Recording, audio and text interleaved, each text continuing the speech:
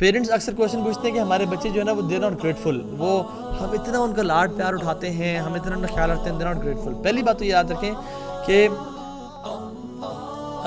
बच्चों का जो है ना, जो बच्चे, रिसर्चर्स कहते हैं कि जो बच्चे 14 साल की उम्र तक ज़्यादा नो नहीं सुना उन्होंने अपने माँ बाप से, they are emotionally weak kids.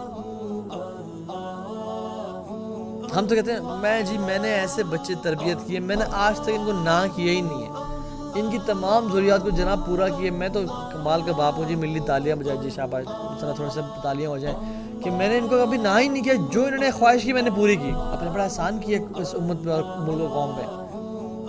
आपने इमोशनली वीक किड्स जो है ना वो पैदा किए कि जब इनको जॉब से रिजेक्शन मिलेगी, या जब इनको ऑफिस से रिजेक्शन मिलेगी, या जब इनको लाइफ में कोई मुश्किल मराहल पे रिजेक्शन मिलेगी, किसी एग्जाम में फेल हो गए, देल कोलैप्स। आपने तगड़ा ही नहीं बनाया उनको, आपने तो फूल कुछ पैदा कर दिए जिनके ऊपर कदम रखेगा तो वो खत्म हो जाएंगे, and they will suffer emotionally. और जो ये क्वेश्चन है, kids aren't grateful because you have changed the order of relationship.